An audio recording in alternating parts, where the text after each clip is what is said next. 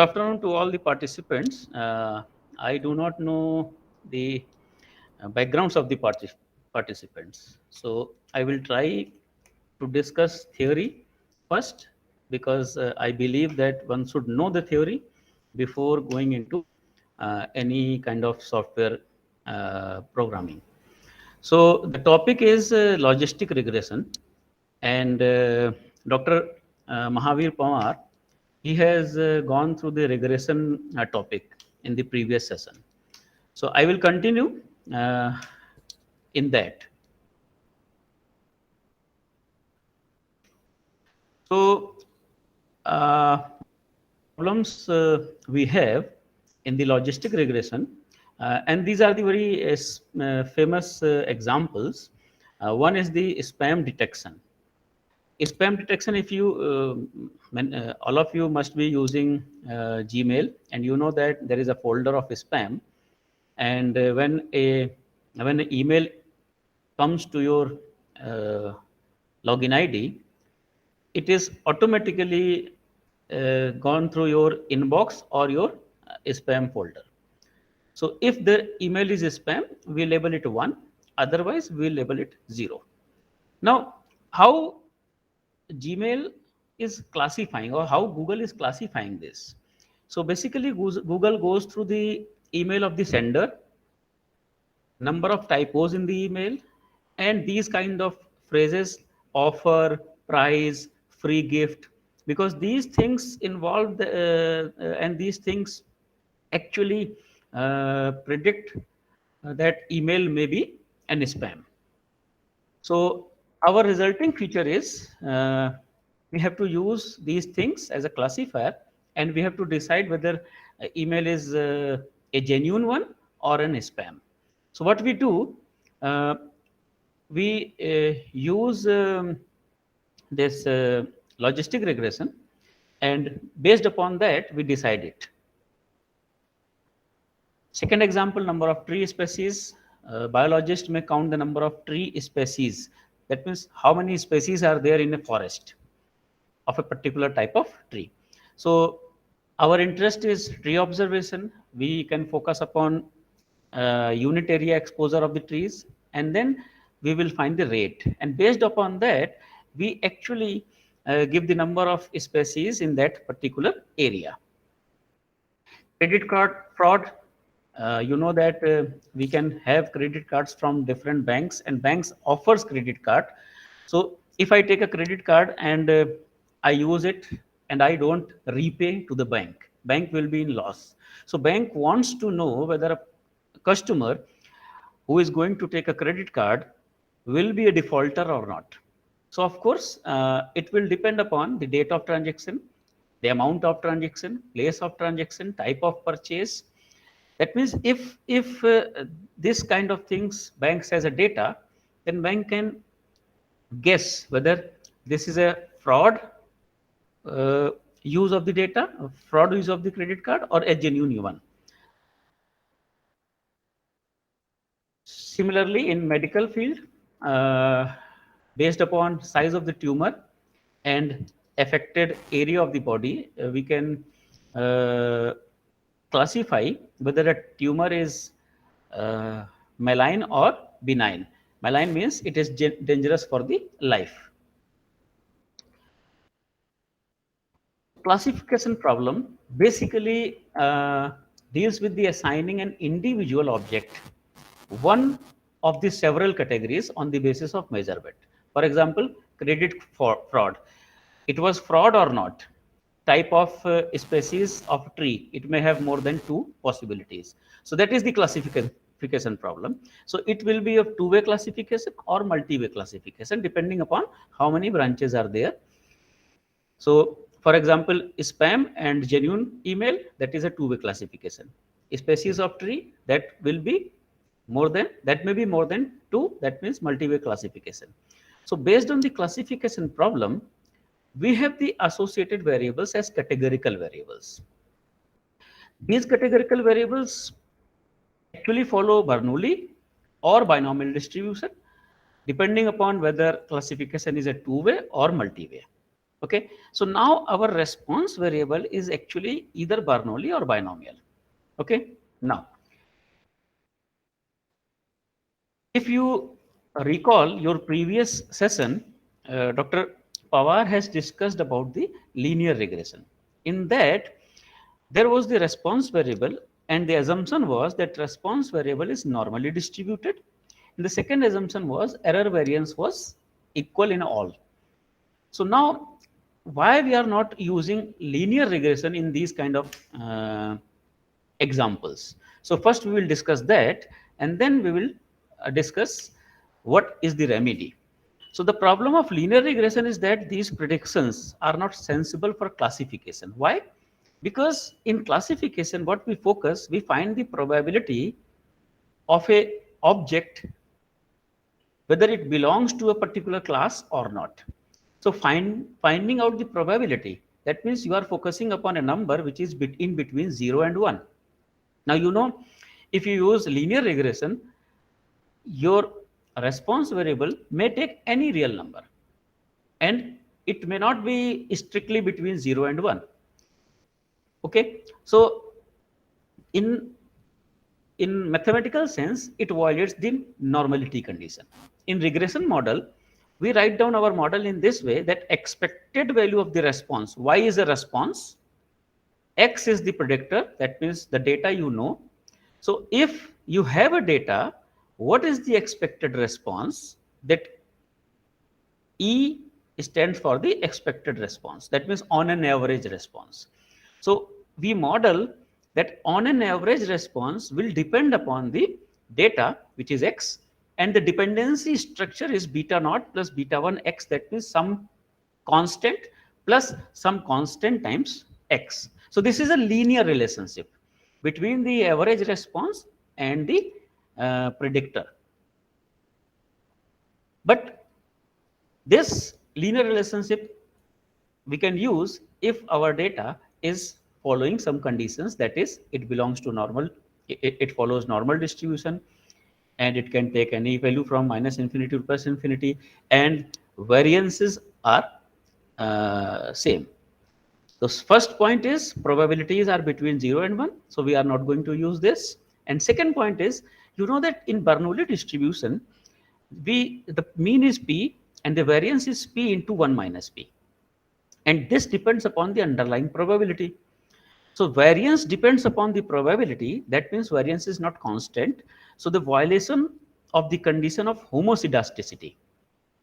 So two violations are there. Number one is violation of normality, and second is violation of homoscedasticity.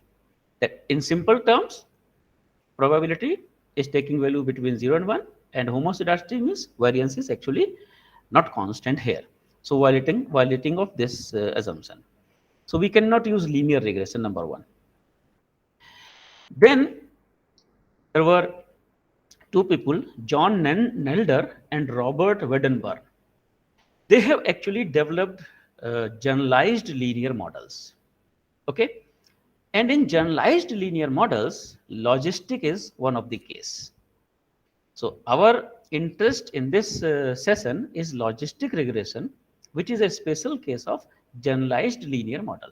So we are going to little bit discuss about the generalized linear model, then we discuss logistic regression.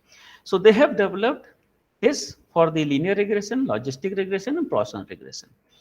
What they have done, the generalized linear model expands the general linear model so that the dependent variable, that means the response variable, is linearly related to the factors and covariates via a specified link function. What do we mean by that?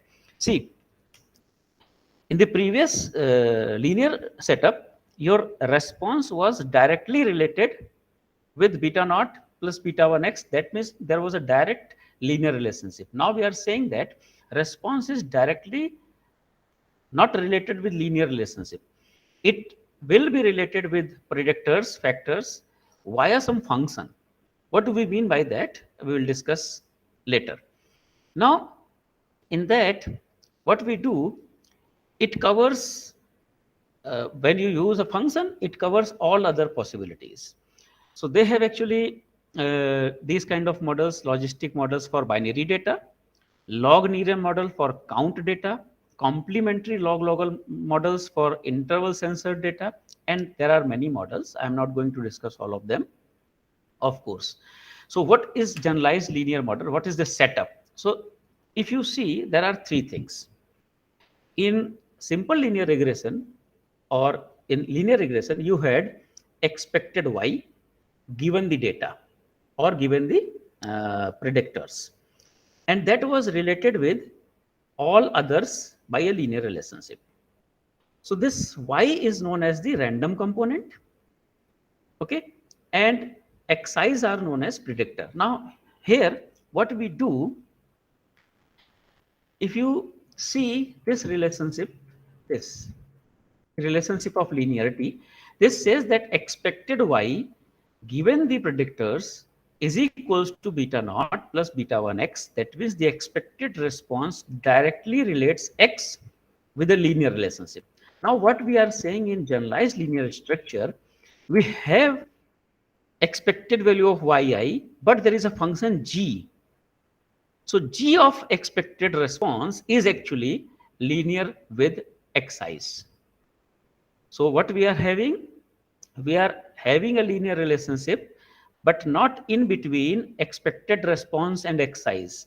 We have a linear relationship between some function of expected response and xi's. Okay, so this in short we can write down g of mu I is equals to eta I, where eta I is represents beta naught plus beta 1 xi1 plus beta 2 xi2 and so on. So that is eta I, and this is known as linear predictor. Okay, so this right hand side which I am representing by eta I, that is known as linear predictor, number one. Number two, this g function which is actually linking between expected y and this linear predictor eta I.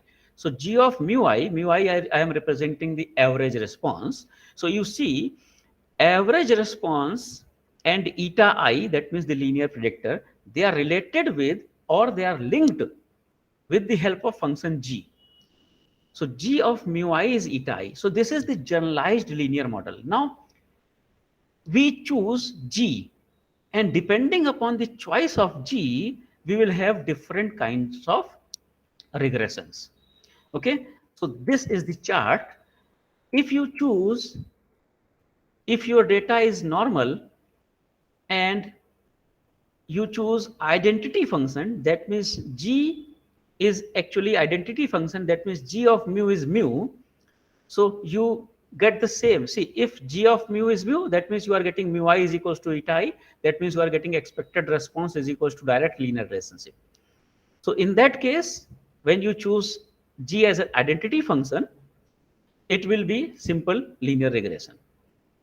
If you choose g as a logit function, logit means log of mu upon 1 minus mu. If you choose this function, this becomes logistic regression. And we use the logistic regression in the case of Bernoulli distribution. That means your response has a conditional distribution as Bernoulli, binomial, or it is categorical or multinomial. In all these cases, we use logistic regression. So particularly, logistic regression model is used when there is a binary response of the interest and several predictors. Binary response, that means whether your email is a spam or it is a genuine mail, and several predictors are what are the words used, who is sending the mail, all those are the predictors. And we want to find the probability that the response in a defined time period belongs to where. For that, the important thing is the odds and odds ratio. Okay, because this term is actually very important, because we are going to find the probability, and logistic regression does not give us the probabilities directly. It actually gives us odds and odds ratios. Based upon odds and odds ratios, we will find the probability. So odds are another way of quantifying the probability of an event, commonly used in gambling and of course in logistic regression. What are those? When you find there is some event E and you want to find the odds of E, that is nothing but probability that E occurs divided by probability that E does not occur. That means, for example, if you are finding the odds of a spam, so probability that an email is a spam divided by that it is not a spam. So if you take the probabilities, this is called odds of E. Okay, so this is nothing but PE upon 1 minus PE. So if you do some mathematics, PE can be written as x upon x plus y, where x is the probability of E and y is probability of E complement. That means E does not happen. So this relationship, with the help of this relationship, we can find the probabilities. So just remember, odds means the ratio of probabilities in favor divided by against. This is called odds in favor. So in logistic regression, what will be the type of data? We will have this kind of data. We will have x1, x2, dot, dot, dot, xk. These are the predictors. Okay. And y is the response. So for example, y denotes whether your email is a spam or a genuine mail. X1 denotes the who is the sender. X2 denotes whether price includes in the email or not. XK denotes whether the word gift includes or not, that kind of thing. So you have a data y1, y2, yn with their values of the regressors. So this is the data. In medical terms, we have data of case control type. Case means if there is a disease and we are giving some medicine kind of thing. So that is our case, and control where we provide the placebos kind of thing.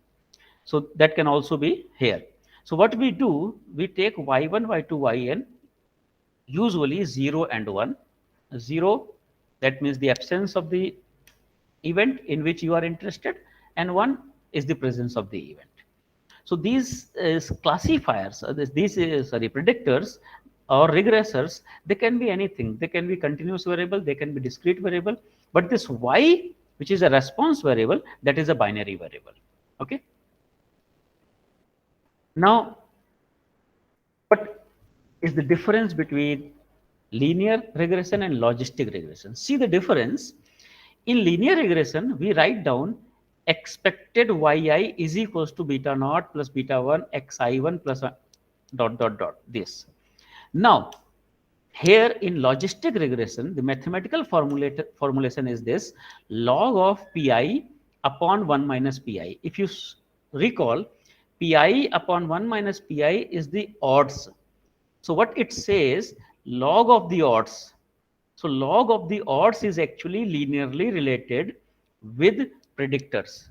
That means average response is not directly linearly related with the predictors. Log of the odds is actually related with the predictors in a linear relationship.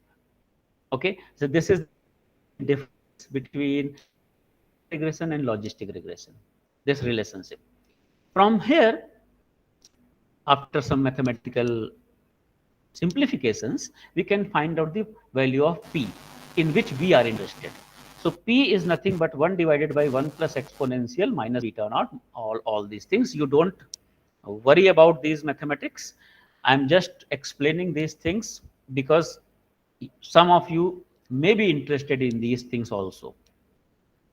So this is the model, and from the model we will get log of the odds. From log of the odds, we can easily find the probabilities with this relationship. Okay. Now, you know that probabilities goes from 0 to 1. Log of the odds will range from minus infinity to plus infinity. Okay. So linear relationship is actually working here. So remember these things. Probabilities are bound from 0 to 1, but log of the odds is not bounded. That is from that is taking values from minus infinity to plus infinity. Now, Li is linear in Xij. Probabilities are not. In logistic regression, We can add many regressors, as many which are actually useful. How we estimate these things? Just to inform you that the estimation of these coefficients, see, actually we are interested in these coefficients, beta naught, beta 1, beta 2, beta k. If we know these coefficients, we know the model, and then we can predict new things.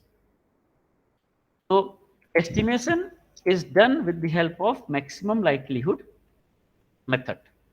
So with the help of MLE, we find these estimators, but I am not going into the details of the theory. Why I am discussing it, how it works actually. After the initial function is estimated, we find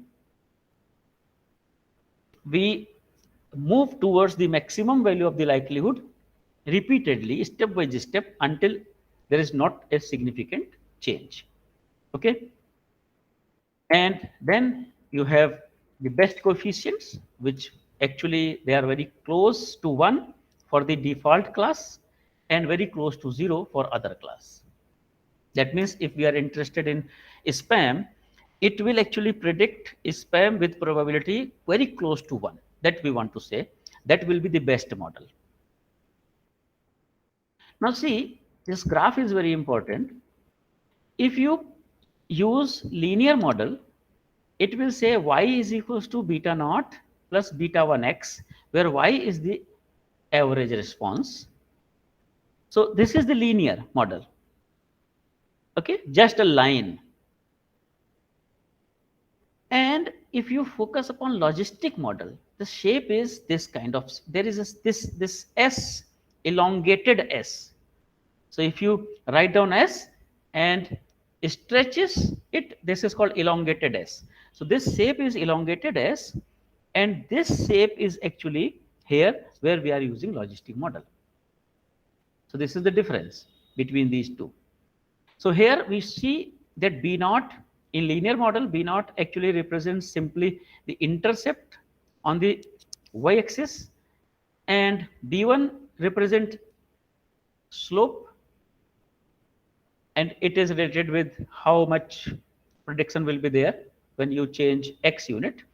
And here in logistic regression, when B naught moves curve left and right, and when slope B1 defines the steepness of the curve, that means how it is stretched and not or not. Okay. Now interpretation, actually interpretations are very important, because here if you take x to x plus 1 in linear regression, if you take x to x plus 1, there will be change of b1 in y. But if you take here x to x plus 1 in p, that change not will with the help of b1. So this regression coefficient beta, they explain the change in log odds. Remember why they are explaining the change in log odds? Because they are linearly related with log odds. Okay. So in linear regression, they actually explain the change directly with the response, but here they represent the change in log odds. Okay. This I have discussed it. Now we will focus upon uh, some example, and we'll see how we perform this on R. Okay. So there is a data of donor party data, and it contains the survival data of donor families having 87 people. The party was hit by heavy snow. By the time the last survivor was rescued, 40 of 87 members had died from the famine and exposure to extreme cold. And this data is from Ramsey FL and Sefer DW 2002. This is a book, The Statistical Sleuth, a course in methods of data analysis, second edition. So there is from there you can get whole data, but I am focusing upon a part of the data. So the question is very clear that there were 87 people and 40 of them had died actually. So this kind of data is there. I am just using 45 items from the data. So these data contains actually age of the person, gender of the person, whether the person was male or female, and the status. That means whether a person was died or survived. Now, in this 45 cases, 20 male were died and 5 female were died. 10 male were survived and 5 female were survived. This is the summary of the data based upon died, survived, and male, female. So if we draw the box plot kind of thing, age with the died and survived, so we can see that impact of age is there and impact of gender is also there. Now now see, we have a situation of a binary kind. That means output is either a person has survived or not. Okay, that means we can treat survived and died as success and failure arising from a binomial distribution, specifically Bernoulli distribution, where the probability of success is given by inverse logic transformation of a linear model of predictors. That means we are going to use log odds. That means we are going to use logistic regression. So survived we are taking as our success, died we are taking as our failure. That means we have two possibilities. That means we have a binary data. So we are going to use logistic regression. Now, how to perform logistic regression in R? First, I will show you on my slides, then I will discuss it on R. So, first thing is how you perform linear models. I hope you have gone through LM, the command LM in previous session.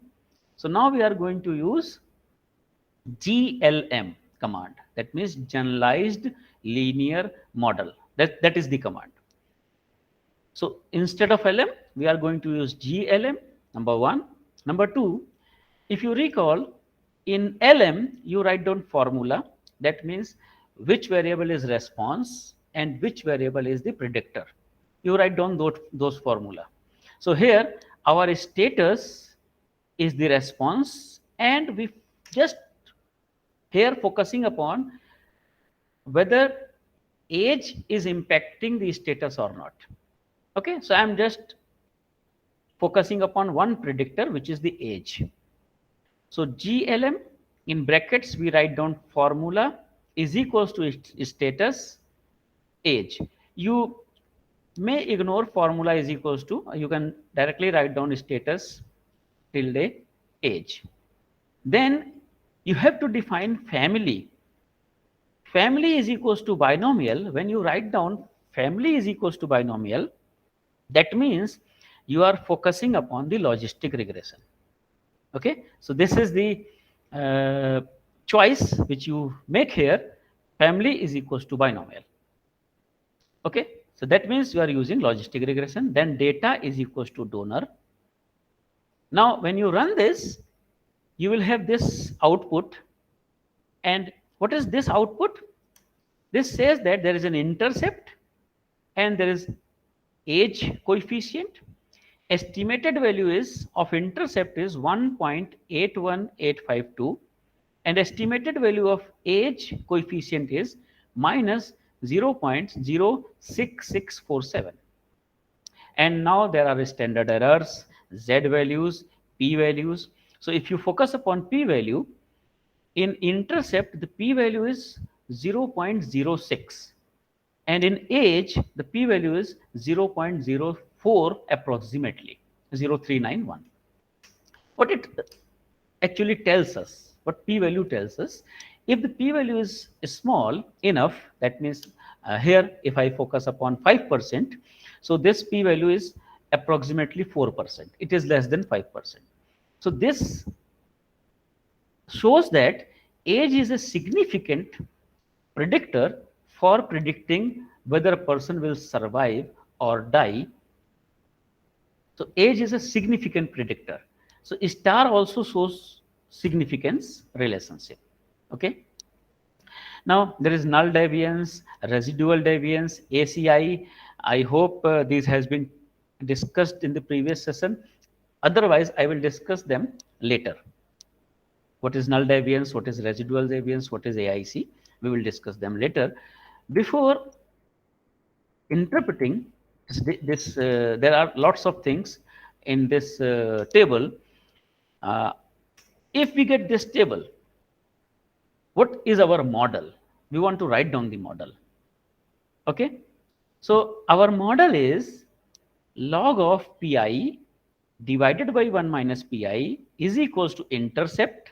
That means the estimated value of the intercept, which is here 1.8185, minus the estimated value of the age coefficient, which is 0.0665 here, multiply by age.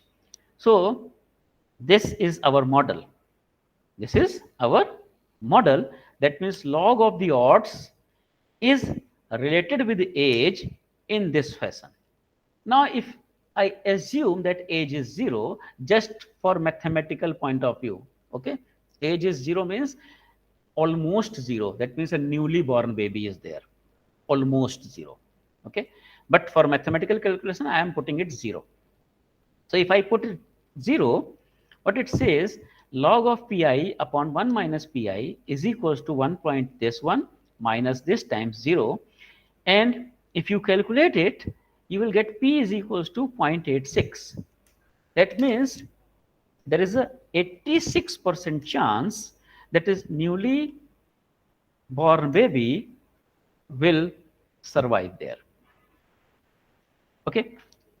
Now, if we focus upon probability of survival for a 25-year-old, so you just put age at 25 and calculate this quantity, and then find out the value of p, which is actually 0.539.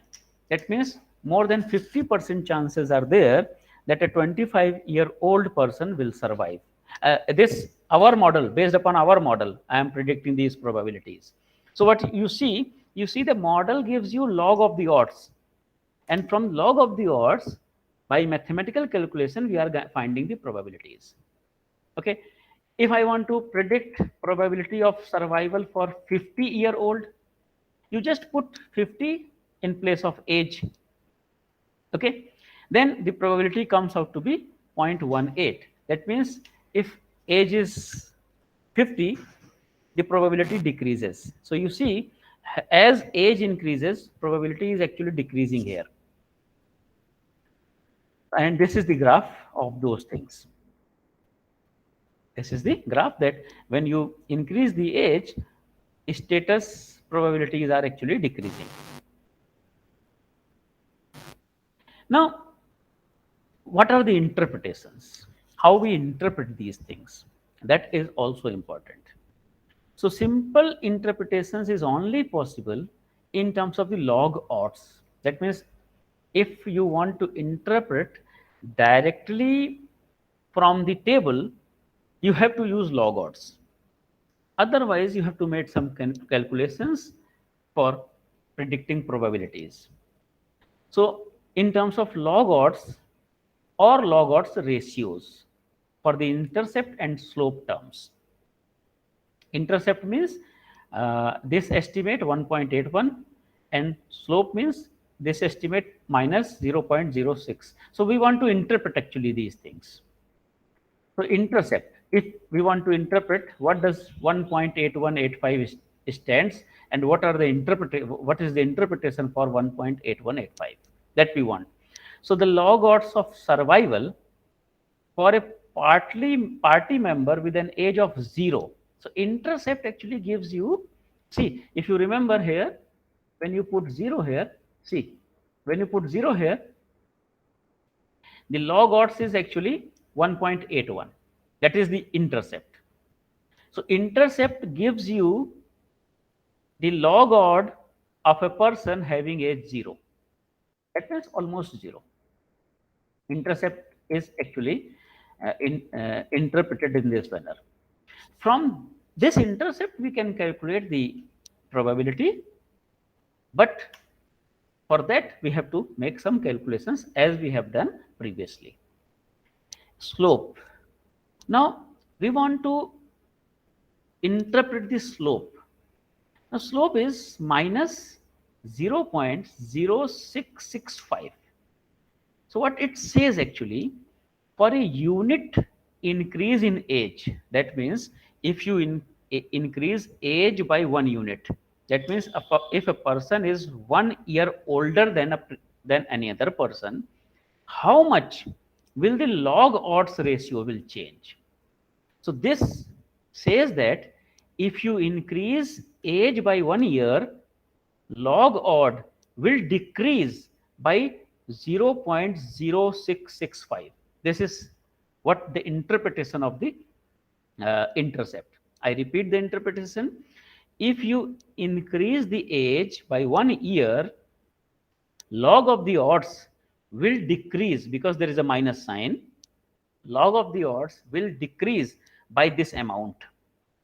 And what is the amount? 0.0665. So with this amount, log of the odds will decrease. You are not saying anything about the probabilities. Remember, we are interpreting in terms of the log odds. Okay. So if I take another predictor, age as well as sex, that means the gender, in the same data. So we write down GLM, formula is equals to status, and it depends upon age plus sex. That means we are focusing upon additive model. Family is again binomial because we are focusing upon logistic regression, and data is equals to donor. So if you get this kind of, if you run this command, you will get this output. Now we have three things: intercept, age, and sex female. Why we are taking sex female? See, when there is a gender will have two possibilities in this example. One is male and another is female. So what we do, we fix one of them as a base.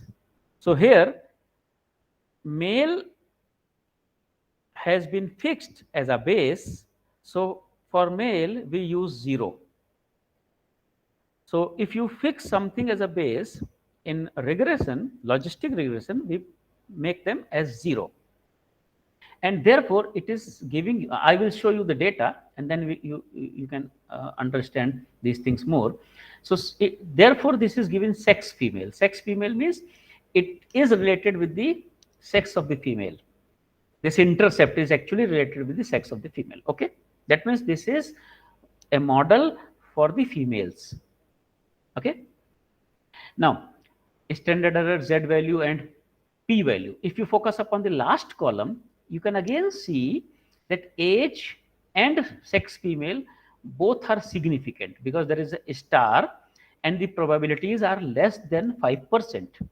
One is the probability 0.35 and another almost the same. So it is again less than 5%. That means both the predictors are significant here. Now, there is a null deviance, residue deviance, AICs, and all those things we will discuss later. Okay. So now here, the interpretation of the gender slope is actually important, which I was actually discussing. When the other predictors are held constant, this is the log odds ratio between the given level, that means female and male, which is the reference level. So I repeat, if you fix other predictors, which is age here, if you fix age, and for example, if you take a female of age 50 and you take a male of age 50, okay, that means age is fixed. So age is fixed 50, there is a male and there is a female of the same age. Then if you take the ratio of the log odds, that means ratio of the log odds of the survival of the female and survival of the male, you will get 1.59. This gender slope 1.59 is actually the log odds of the female divided by log odds of the male if age is fixed. That means age is same. Okay. So it says that it is 1.59. So how we interpret? So the interpretation is that means if there is a female of age 50, there is a male of age 50, then female will have 59% more possibility of survival. Why this is happening? Because males try to rescue them first and then later to own self. So that may be a explanation. That may be an explanation. So 1.59 means it is 59% more than male in terms of the log odds. In terms of the log odds, remember. Now, I have explained all those things. So if I want to find the model, so this is the model. Log of pi upon 1 minus pi is equals to intercept minus this coefficient of age plus coefficient of sex.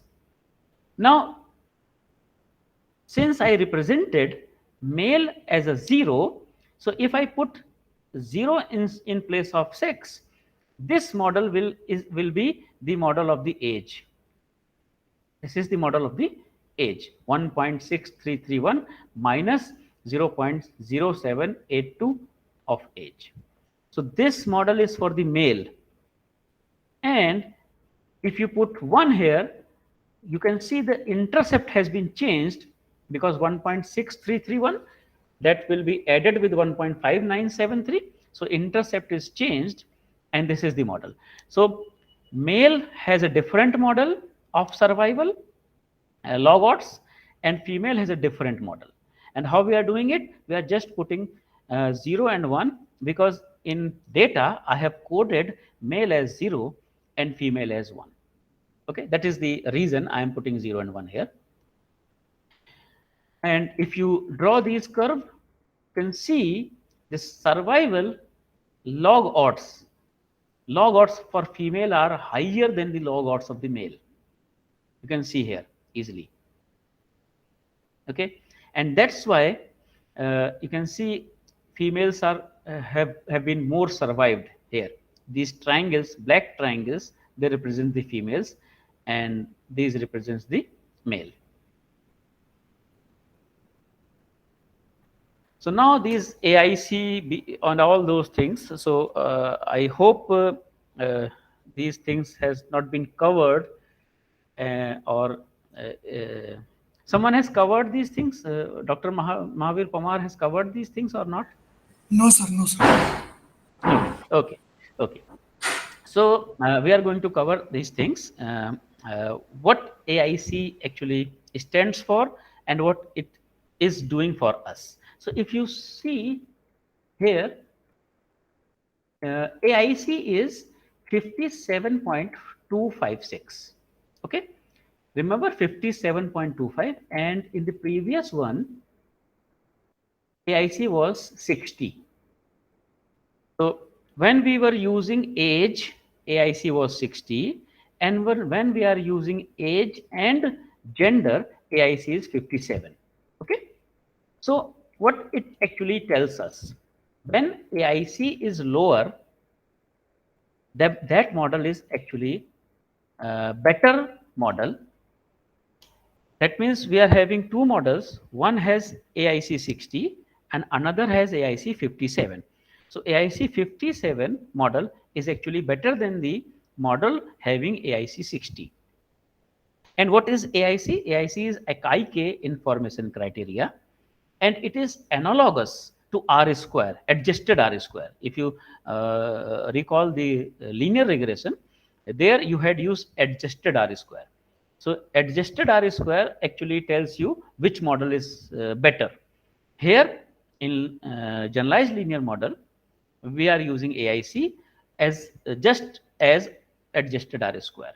Okay, so looking at the AIC metric of one model would not really help in general.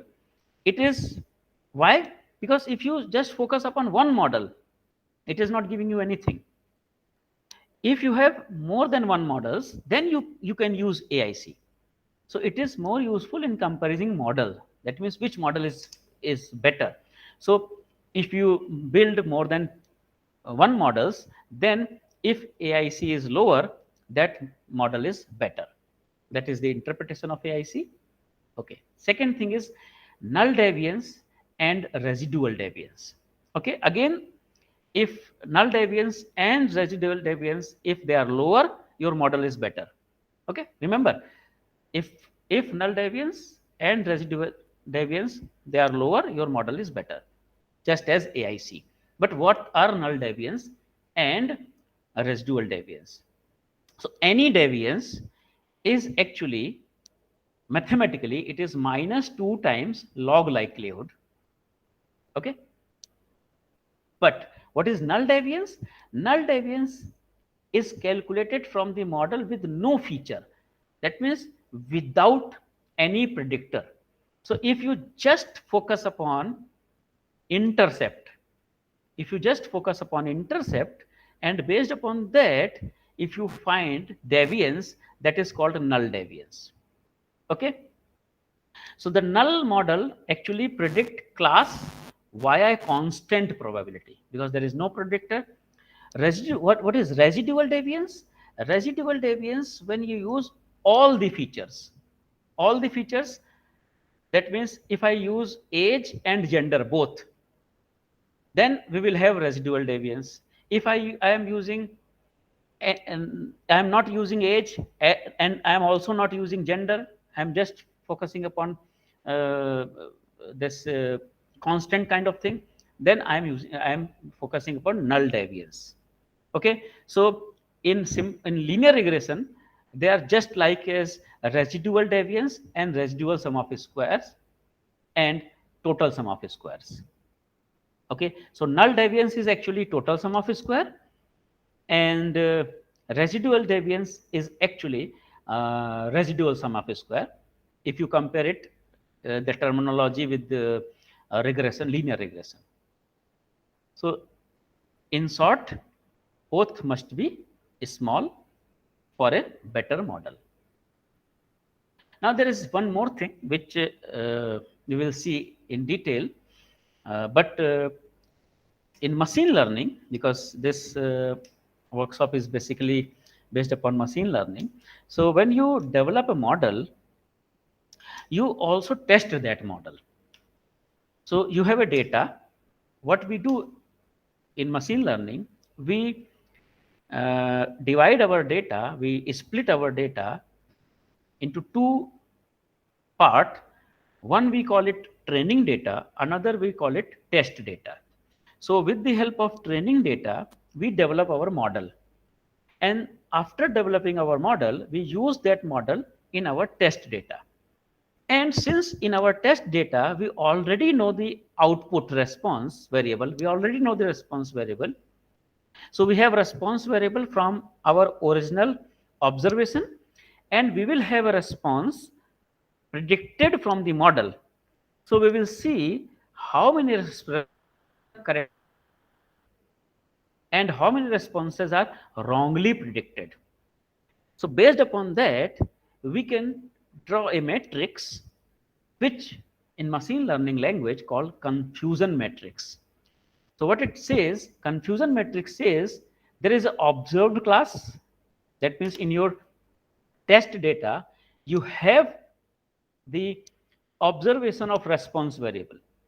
So you know in that response variable how many no are there, how many yes are there. That means, for example, how many spams are there and how many spams are not there. You know that, okay, previously, because from this is the observed data. Then you use your model and you predict the class. So it may happen that your model predict a spam as a spam, your model predict as a spam as not a spam, and your model predict the genuine email as a spam and genuine email as genuine. So this 4 by 2 by 2 matrix will be there, which says that if your observed class is no and your model also predict no, that means you are right, you are taking a right decision, and this is called true negative. TN stands for true negative. Similarly, true negative means that was negative and your model has truly predicted it. So it is true negative.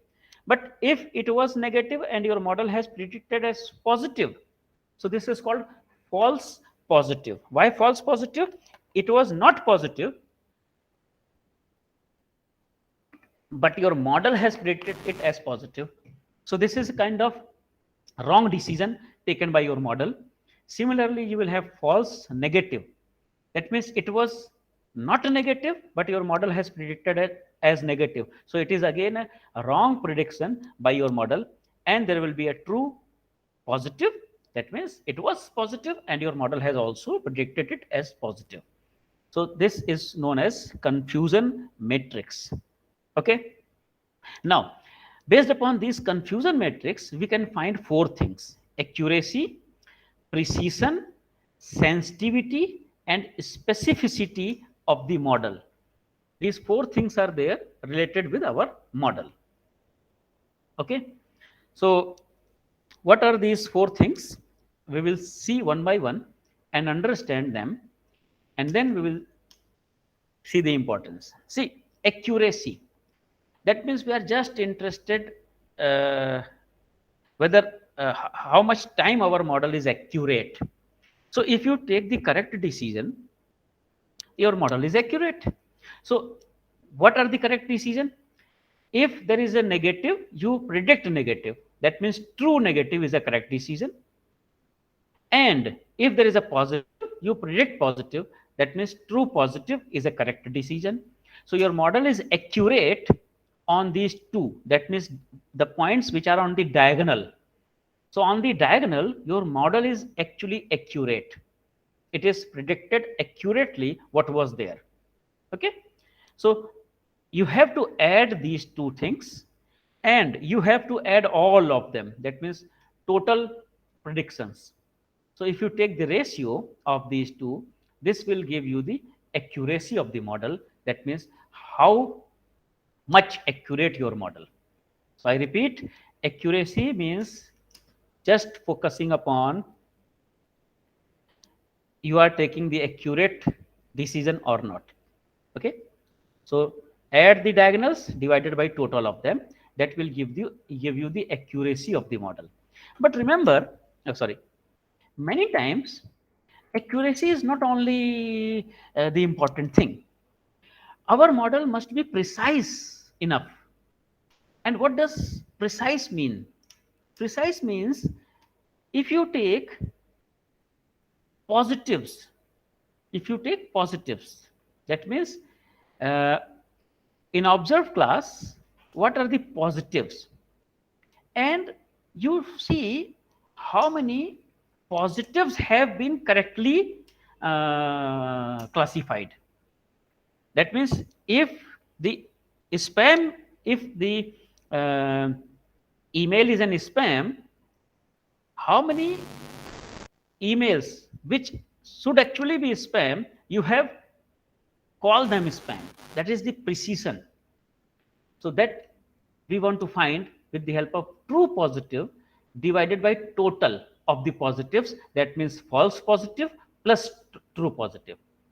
So if you take all the positive in the denominator and numerator, you take the right decision, that will give you the precision of the model.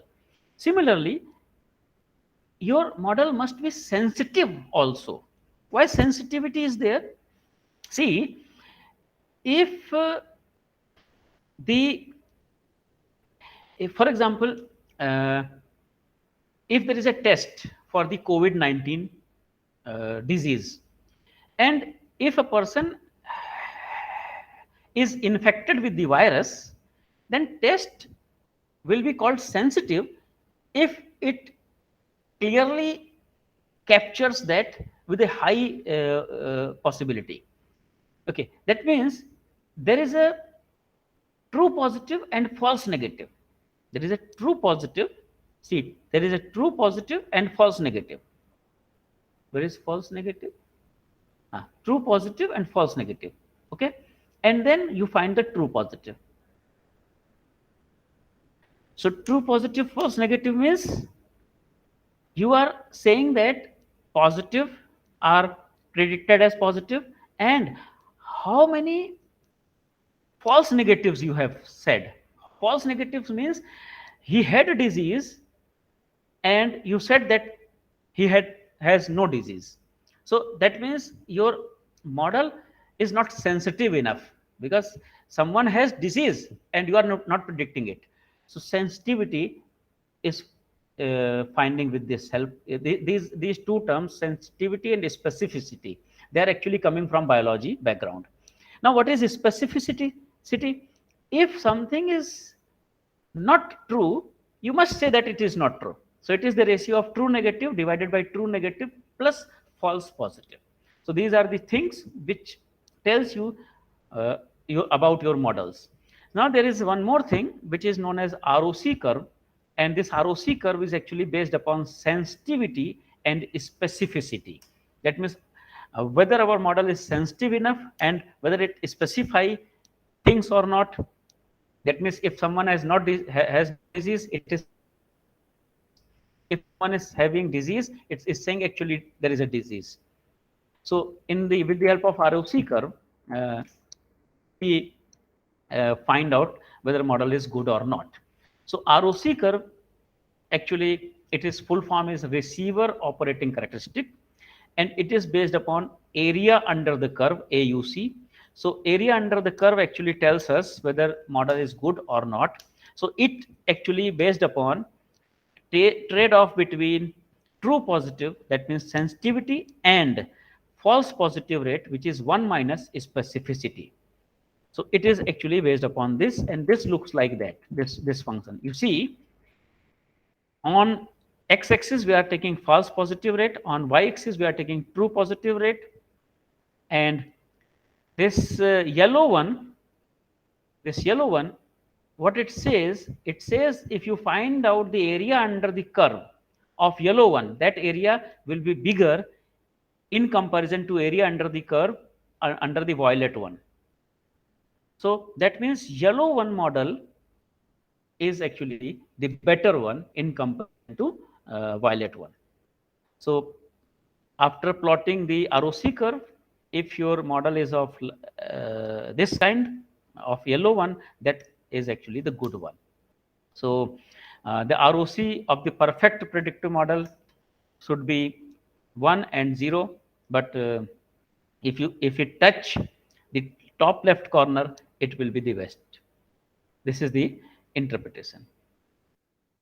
Now there is two little things. If we have more than binary response, that means we do not have binary response, we have more than two responses, then you can use multinomial logistic regression. Okay, I'm not going into the detail. I'm just telling you there is a multinomial logistic regression which you can use if your response variable has more than two possibilities. For example, the example of tree species. We may have three kind of trees, three species of the trees. We may have four species of the trees. In that case, we use multinomial logistic regression. Okay, and if your response variable is naturally ordered also, see, if there is an ordering, ordering of this good bad, that kind of ordering not there, natural ordering. For example, year of experience. As in my introduction, Dr. Joshi had said that I have more than 10-year experience. So someone may have more than 12-year experience, someone may have more than 15-year experience. So if these kind of data we have, 10-year experience, 12-year experience, 15-year experience. We can see, we can easily order them. So this is called natural ordering. Okay, so if there is a natural ordering in your response variable, you can use ordinal logistic regression. I'm not going into the detail. Okay, so what is the summary? I quickly summarize these things and then quickly run the codes on the R, and we will discuss if you have any doubts. So logistic regression is used to predict a binary outcome. That means 1-0 kind, yes no kind, true false kind, and we will have some predictors and dependent variables. We can also think logistic regression as a special case of linear regression when the outcome variable is categorical, where we are using log of the odds as dependent variable. Okay, it is widely used for classification problems. Logistic regression does not require linear relationship between dependent and independent variable, means between response and predictor, or in machine learning language between the response and features. It can handle various types of relationship because it applies nonlinear log transformation to the to predict the log ratios. To avoid overfitting and underfitting, we should include all significant variables. It requires large sample sizes because maximum likelihood estimates are less powerful at low sample size than ordinary least square. The independent variables, that means the features or predictors, should not be correlated with each other, because if they are correlated, this model will not be very good. So that means no multicollinearity must be there. If the output, if the values of dependent variable is ordinal, we can use ordinal logistic. If they have multi-class, we can use multinomial logistic. So thank you for this slide. Now we see quickly how we run this data on R.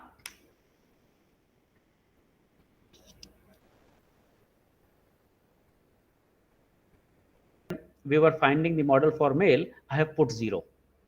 And for female, I have put 1 because I have already coded them at 0 and 1.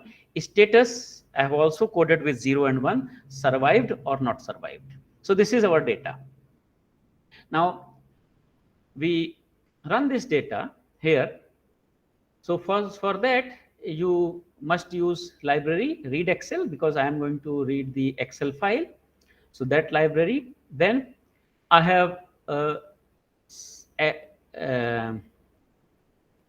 I have import that data into the donor.